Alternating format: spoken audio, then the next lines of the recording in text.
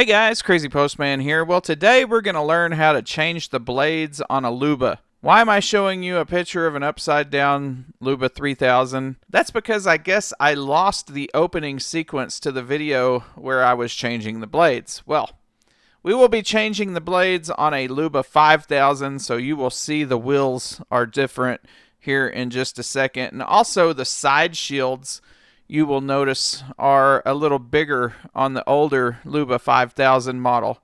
This is the updated 3000 model with the different wheels and the skinnier side pieces that will allow less grass to collect. So let me give you a sneak peek. This is actually kind of a disaster. I do get the blades changed in the end, but man, is it an adventure getting there.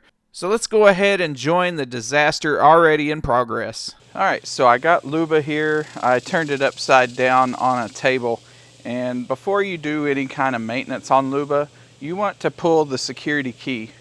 Now, in a perfect safe world, Luba has sensors on here that once it's lifted up off the ground, it will no longer be able to trigger the blades or movement. Obviously, the safest thing to do, pull the safety key out of the back so you're sure everything is dead and it's not going to move. You can see here that it's pretty dirty under here. Not horrible, but we're going to obviously clean this up before we finish as well. Another thing you might notice is I am missing two blades off this disc. And I'll tell you what happened is I lost one of them and I didn't have any spares around, so to keep everything level and not vibrate so much, I went ahead and removed the one on the opposite side to keep everything level. But we're going to go ahead and remove these old blades. They have been on here since February. Just for reference, if you're watching this sometime in the future, it's the middle of July right now. So you can judge the wear and the longevity of these blades for yourself. This mower has mowed about 10,000 square meters per week because it has right at 5,000 square meters, the maximum the Luba 5000 can cover, and it mows it twice a week. So this thing covers about 10,000 square meters per week.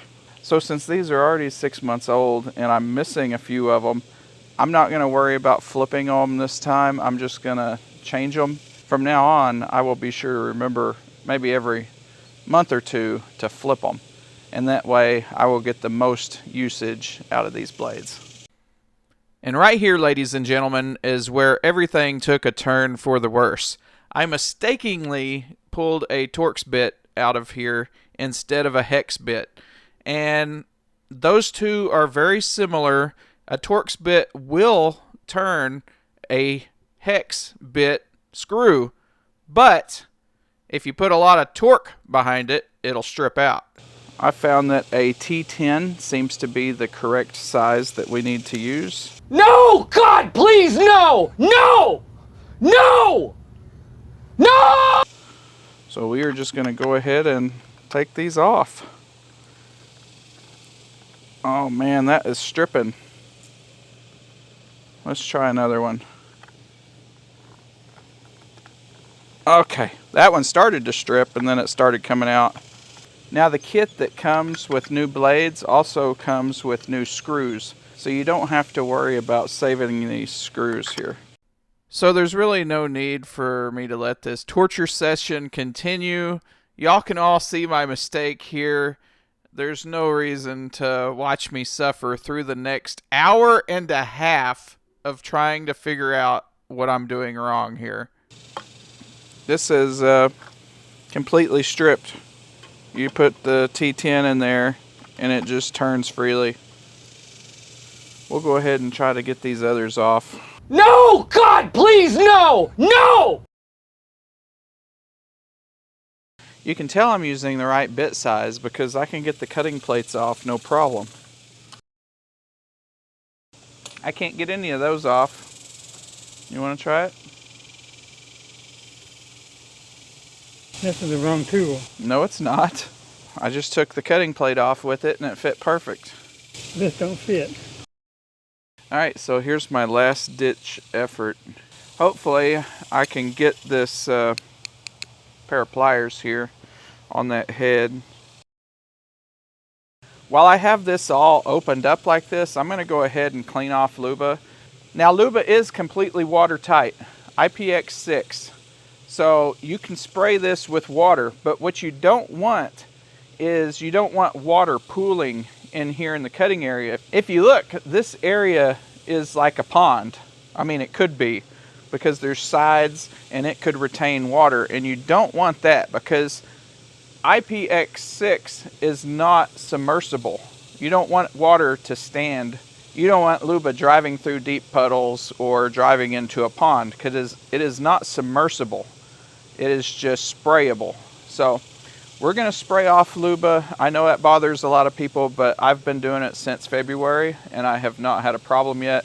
Mammotion says it's fine. I'm not one to worry about it. I know some people are like, why take the risk? And that's true, but you are allowed to spray this with water. If you don't want to, if you want to just brush it off, that's fine. That's on you. I don't have a brush with me right now, or I could scrape all this off and brush it out. I'm just going to spray it.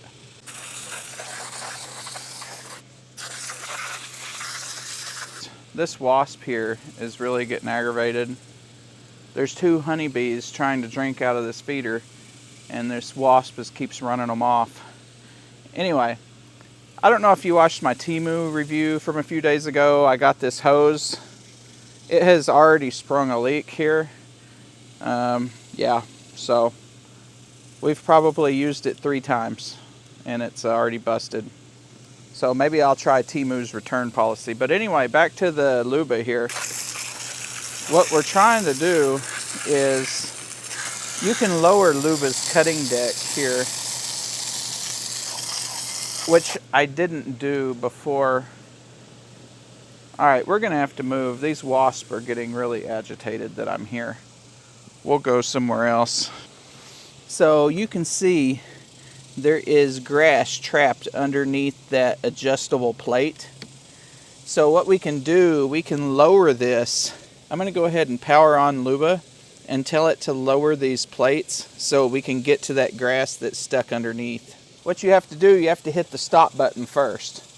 Once you hit the stop button, you can double click the grass button and it will lower the cutting blades manually.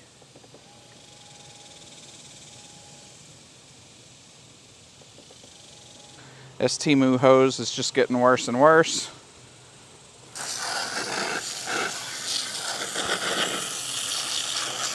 There we go. Now we're getting it. That trapped grass. Oh, I have the key in still. Whoops. It's not necessarily dangerous to Luba to leave the key in. It's more dangerous to the human in case the blades accidentally come on or it starts moving. Even though it's not supposed to, it's best to remove the power. I always follow the manufacturer's instructions, not Crazy Postman's examples. But we got this nice and cleaned out now. Alright, so we got Luba back over here. We were going to go ahead and hit the stop button.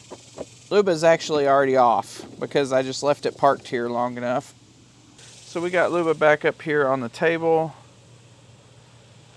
Pulling the key back out so I don't get my hands cut off. So I'm going to go ahead and fast forward through the next hour of me fumbling around trying to get these on, but I'm still using the wrong bit, but I am about to figure it out.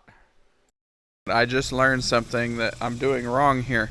When I got this Luba, it came with an Allen key, and I'm trying to use a Torx bit to unscrew this. Now, those are similar, but they are not the same. Maybe I was the reason why some of the other ones were stripping out. That doesn't really explain why it's so hard to screw these in.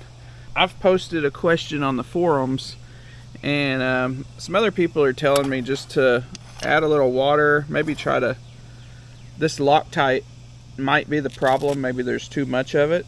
So not exactly sure, but I do know we're going to pause this for today, and I'm going to go home tonight I'm going to find the proper Allen key that came with this, and I'm going to come back with that because I want to make sure I'm using the right tool. Well guys, I seem to have lucked out. This little Walmart set that I already had, that's where I got the Torx bit from. Evidently there is a hex bit in there too, an Allen bit. So I have a 2.5. I've been told that's what they are, so hopefully this one will fit a little better. I just don't see how this is going to be a better connection than Torx. Both of these seem to not be a good choice for something where dirt can get in. I'm going to switch bits here and we will see if using the proper bit helps me at all. I've only been able to get this one about halfway in. I just wonder if the Loctite's the problem. Is there too much of it on there? So it's easy to twist until I get about halfway. And now I gotta put some fire into it. That is too tight. That is not right. I'm gonna back it out again because I kind of want to put one of those washers on.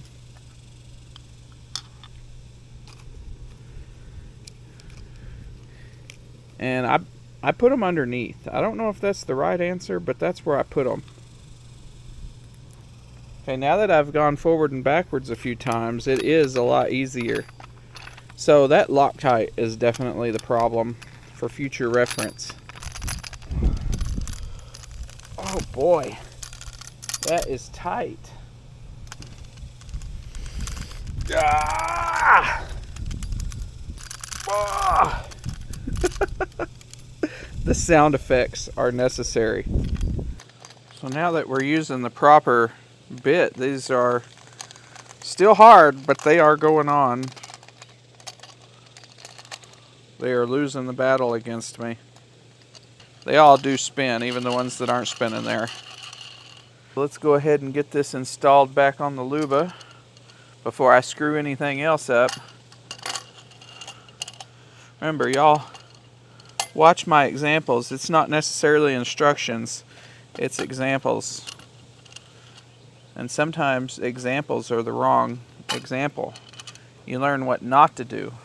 Learning what not to do is just as important as learning what to do sometimes. You will know immediately it's not Torx, it's a hex key or an Allen key at 2.5 millimeters. And that will save you 4 hours. Alright, there we have it. Now, remember this is kind of jiggly because it is lowered all the way right now. So that's why this floating deck is kind of jiggly. Oh, guys, that took way longer than it should have. So use me as an example, not as instructions. So I fumbled my way through it, but we got it done. It is an Allen key or a hex key, not a Torx. So we're gonna send Luba back home. We got the nice fresh blades installed. I'll take some close-up pictures of the old blades so you can see how bad they are. They're really not bad for being 6 months old. I could have flipped them and continued using them, or I might have even been able to sharpen them, but it's not that serious. I'll just go ahead and replace them and we'll call it a day. I'm gonna get Luba powered back up and sent home. Off you go, Luba. So thanks for watching this very illuminating episode. I hope it does somebody some good. I've learned a lot of things today. Maybe y'all learned something with me. Thanks for watching, and I will see y'all in the next one.